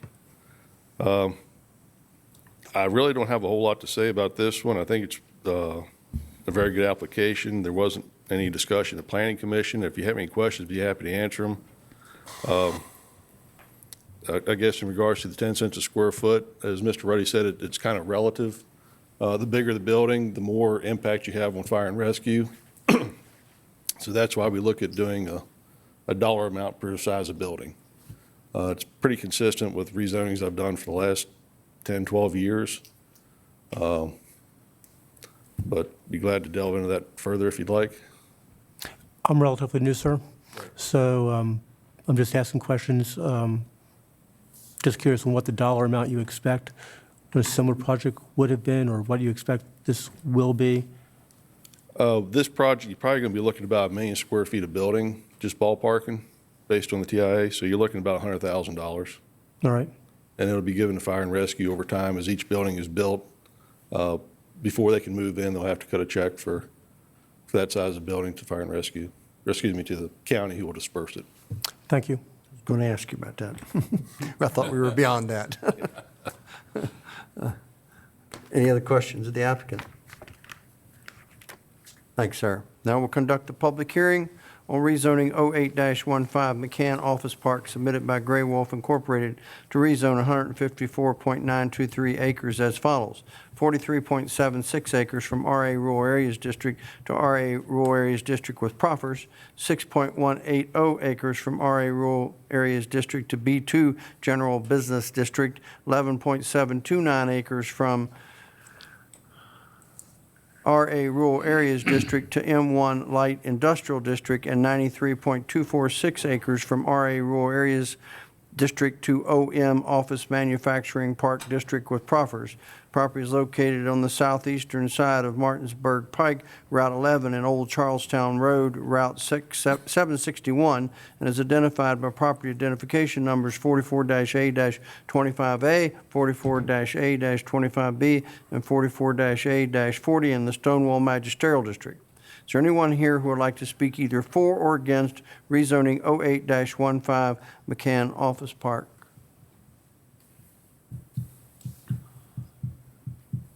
All right, seeing no one, will close the public hearing. This is Stonewall. Mr. Chairman, I'd move for approval of rezoning 08-15. All right, we have a motion to approve. Is there a second? Second, Mr. Chairman. Second by Supervisor Hess. Discussion. Hearing none. Supervisor Wells. Aye. Supervisor Lofton. Aye. Supervisor Haven. Aye. Supervisor Fisher. Aye. Supervisor Hess. Aye. Supervisor Dunn. Aye. Chairman votes aye, and the motion passes. Next item, ordinance amendment to the Frederick County Code, Chapter 165 zoning. Go ahead. Thank you, Mr. Chairman, members of the board. As you stated, this is an ordinance amendment to include self-storage facilities as a conditional use in the RA, which is the Rural Area Zoning District. Currently, self-storage is only permitted in the B2, B3, M1, and M2 districts. Due to the fact that the use requires limited infrastructure, such as water and sewer facilities, it may be an appropriate use in the RA district on a case-by-case basis. Now, in drafting the ordinance, we included some additional standards to be placed on the proposed CUP. These would be in addition to the supplementary use regulations that currently exist for self-storage, which address things like landscaping. So what we drafted were, first, that the development would need to conform to B2, which is your business general district standards. That would cover your paving, things like that. And second, all developments would need to have direct access to a state paved road. So this was discussed by the DRC in July, the Planning Commission at their August meeting. The board held a discussion at your September meeting. It was sent to public hearing. The Planning Commission held a public hearing at their October meeting. They did recommend approval. So tonight we are seeking a decision from the board on this proposed addition. I would be glad to answer any questions. Questions? I just have one. Did you have one? Yes, sir. Okay, go ahead.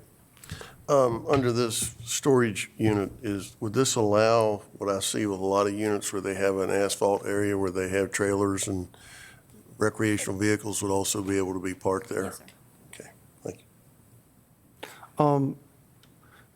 Generally, I'm supportive of this effort and was the last time it came up, but it came to me recently that the things are ugly. Did we do anything to enhance the, what do you call it, the buffers to hide them, or did we just leave it as it was? No. And I wished I'd have brought this question up earlier. Generally, the structures associated with self-storage are your typical metal structures. They're not attractive. By requiring the B2 standards, that's going to kick in the screening, which is a double row of evergreen trees. So you would have a significant buffer around the perimeter of the structure. So that was already there? Correct. Okay.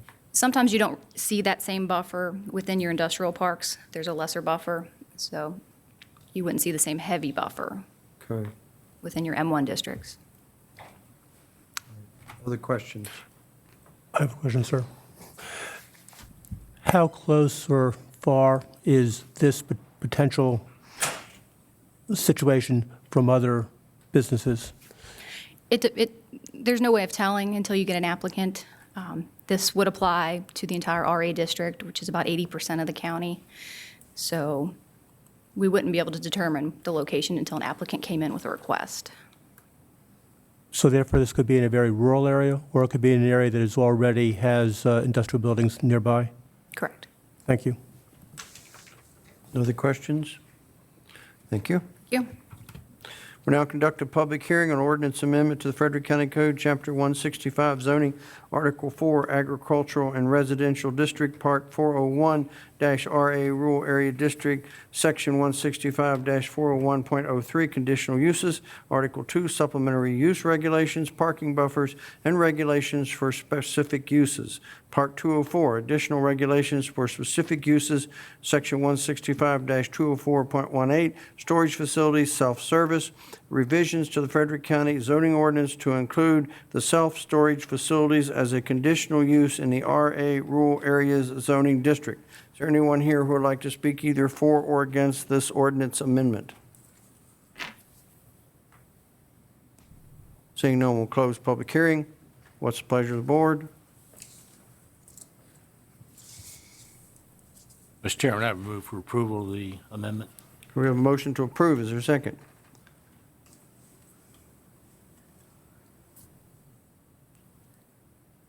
Second, Mr. Chairman. We have a second to the motion. Any discussion? Mr. Chairman, Supervisor Fisher? when we sent this to be discussed for public hearing, I was uncomfortable with it, and I'm still uncomfortable with it. Will not be able to support it. I don't think it fits in the rural areas. Having these vehicles can be stored, and even with the screening, depending on the topography, the geographic location, the screening could be just totally useless. I think it's an eyesore to the rural areas, and it somehow just doesn't fit for me, so I will not be able to support this. Any other discussion? Mr. Chairman, I'm in agreement with Supervisor Fisher's comments. Other discussion? Mr. Chairman, I'm also in agreement with the comments of Mr. Fisher and Mr. Hess. Other discussion? Ready to vote? Supervisor Dunn? Nay. Supervisor Hess? No. Supervisor Fisher? No? Supervisor DeHaven? Yes. Supervisor Lofton? Yes. Supervisor Wells? No. Chairman votes yes, but the motion fails. Amendment is not approved. Next is a public hearing on an ordinance amendment to the Frederick County Code, Chapter 165 zoning, Article 10, Board of Zoning Appeals. Trying to get down to what it's about. Go ahead, you tell. Thank you, Mr. Chairman.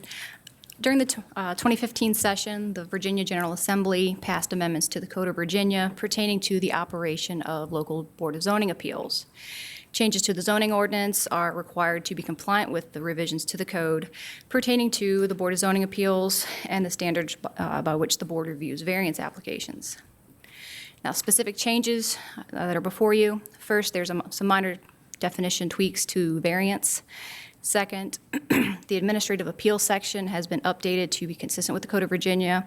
Really what that states is that the determination of the zoning administrator shall be presumed to be correct, and the burden of proof falls on the applicant to rebut the presumption of correctness.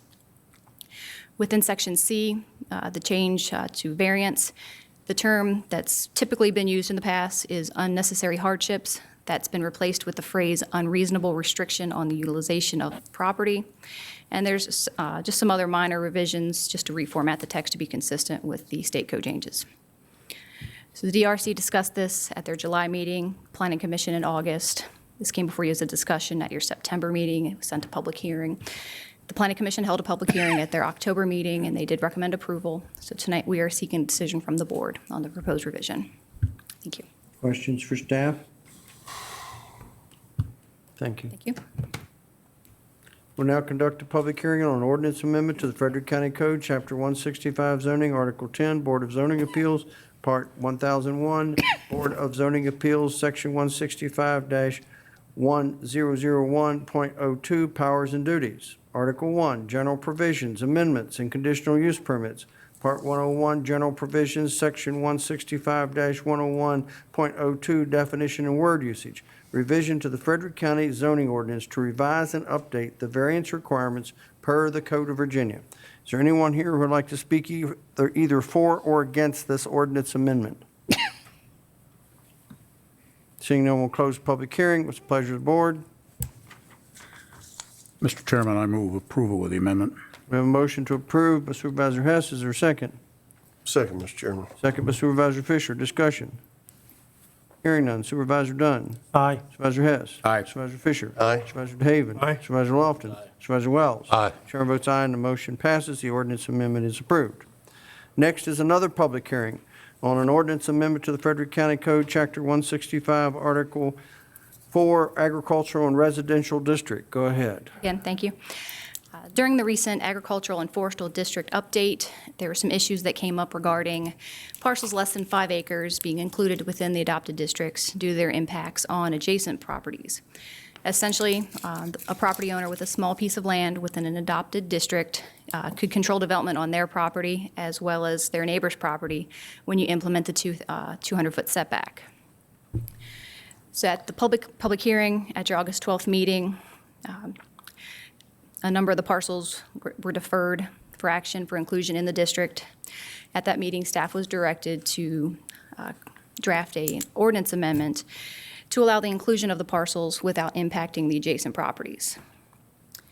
So the proposed amendment that staff drafted, first, it utilizes the RA district setback format based on adjoining property size that was initially adopted back in 2007.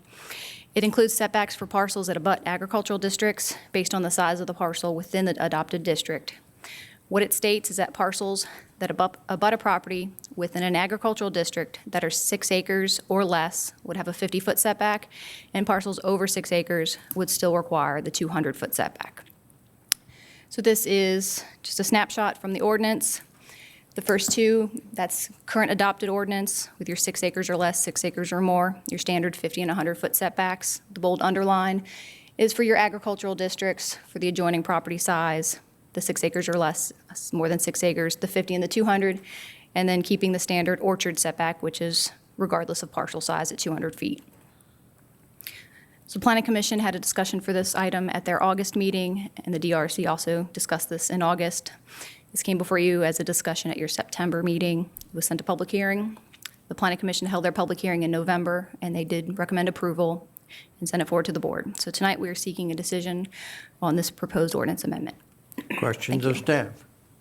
Just real quick, the small parcels, the 5 acres that we talked about before. Yes, sir. All of those that were in are still in. We haven't removed anyone out. Am I correct? At the August public hearing, Yes. only a certain number were included. Right. You deferred action on the rest of those, and those will come before you with the next agenda item for inclusion so that you can include all of them. Next item. Next item. Yes, sir. Okay, all right, I'm getting ahead of myself. Okay, getting ahead of myself. Okay. Mr. Chairman, Ms. Perkins, this change would not affect someone with an agricultural operation. It would not restrict their ability to perform those agricultural functions on their property beyond what they're whatever restrictions might exist elsewhere. Correct. It doesn't impact their uses. It just lessens their impacted setback on an adjoining property. And the same thing regarding any filing of any nuisance complaint or anything. That doesn't Correct. change any of this. Correct. The farm would still be a farm. It Doesn't would still increase it or have- decrease No, it in sir. any way. Thank you. Questions of staff? Thank you. Thank you. We'll now conduct a public hearing on an ordinance amendment to the Frederick County Code, Chapter 165 zoning, Article 4 Agricultural and Residential District, Part 401, RA Rural Area District, Section 165-401.07 setback requirements. Revisions to the Frederick County zoning ordinance to revise the setback for parcels within agricultural and forestal districts in the RA Rural Area District. Is there anyone here who would like to speak either for or against this ordinance amendment? If so, please come forward, give your name, magisterial district, limit your comments to 3 minutes, please. John Good, Stonewall District. I was raised on a farm, and I believe in agricultural preservation in Frederick County, and I work on it every day because I work on industrial development. One of the best ways to preserve agriculture is to have the beneficial level of taxation, and for every dollar paid in industrial development, it's one less dollar you have to put on the farmers. I've only recently taken note of this. When I heard these small parcels were coming in, I thought to the agricultural and forestal districts, I thought that has precious little to do with serious agricultural preservation and a lot to do with aggravation of adjoining property owners who may have entitled property, for example, for industrial development. While the 200 feet might seem like a small thing, you take that all along the border of a parcel, and that could take some serious square footage out of an industrial project. And I would argue that an industrial neighbor to an agriculture section's not going to be much of a threat. Thank you. Anyone else?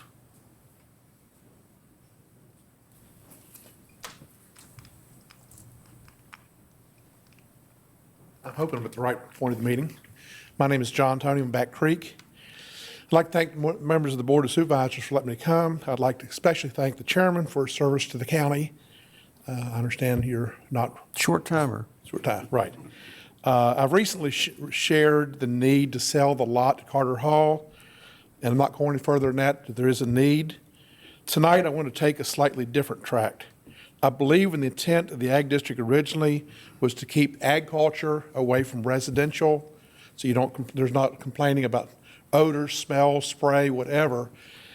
In this case, though, the adjoining property is a residential lot. And in my view, the trustees' view is that the land, if we can't develop it, the only really use for it is really residence. It is a wooded lot. It's about 3 acres. To remove the woods and put fence up for 3-acre pasture is not feasible. To me and to us, we feel that not allowing us to do it would be a taking of the property and changing, adversely affecting the value of the land and its use. I would ask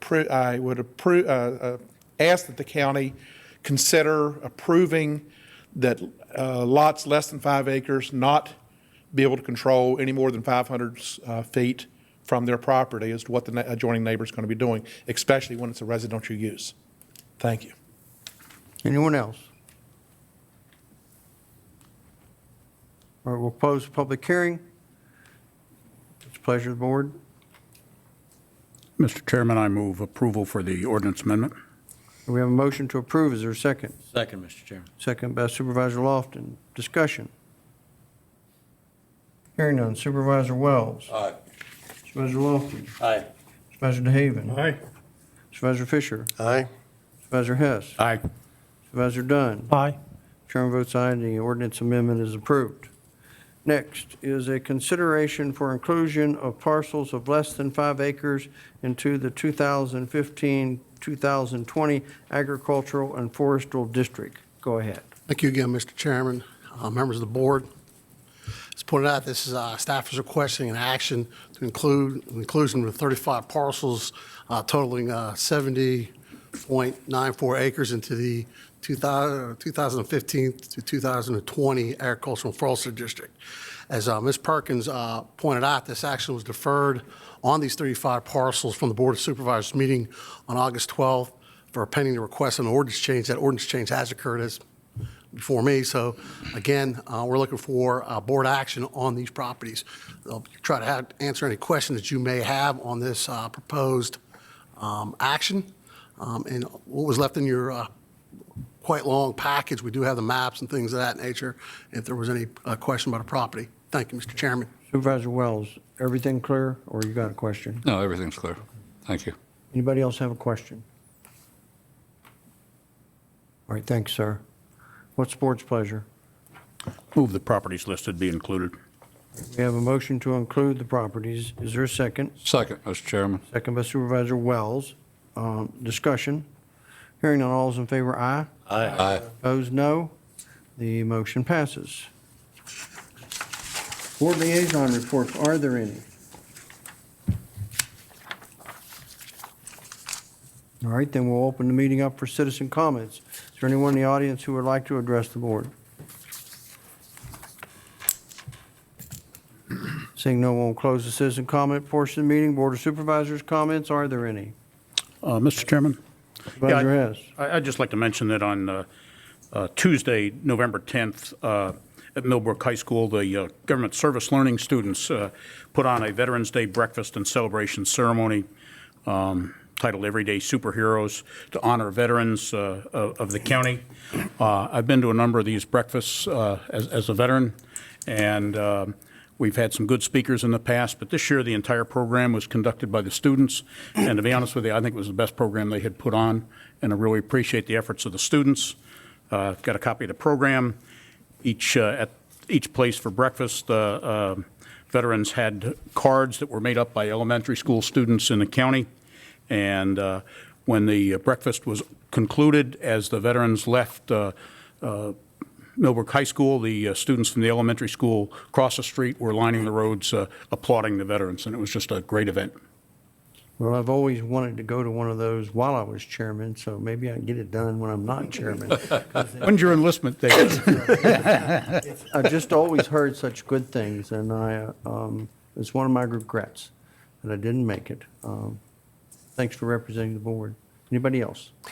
Supervisor Fisher. Mr. Chairman, just comment referencing to transportation proffers. Had a number of discussions with some individuals, and this 75-cent thing seems to come up, and everybody wants to act like it's some kind of a precedent, and they reference another piece of property. And yet, when you look at what's involved with the other property, it really isn't relative to 75 cents, because there's other issues that go, and I'm not comfortable, and in fact, somebody tells me, well, this is what somebody else did. It's not relevant to me, and I'm going to be telling folks, you need to mitigate your issues and not be comparing to other folks, because it's not apples and apples. There's apples and grapes and bananas and a few other things that they don't want to count in some of these other properties. So, thank you. Any other Board of Supervisors comments? Mr. Chairman, as a new member, I just want to give some public thanks for the staff that's here. I'd like to thank Mrs. Garten and her staff for a very helpful, thorough, informative two-day session, and for her continued help. I'd like to do the same thing for Mr. Williams. He's also been extremely helpful. The staff to my left have also been helpful, and I appreciate that. I'd also like to thank Mr. DeHaven for his willingness to spend time with me, for Mr. Hess on the conversations, and for you, Mr. Chairman, for the time we spent yesterday. For the other supervisors that I've not had a chance to meet with yet, I look forward to doing that, have a conversation to let you know who I am, what I think. I'd like to listen to what you are, what you think, to work together with you. So again, Mr. Chairman, thank you very much. I appreciate your time, and the other gentlemen mentioned. Well, on behalf of the board, welcome, Supervisor Dunn. Thank you. Anyone else? Chairman, move we adjourn. Have a motion to adjourn, is there a second? Second, Mr. Chairman. Supervisor Fisher, all those in favor, aye? Aye. Opposed, no. Meeting adjourned. We got the first one over with. Now I got to prepare for the next one.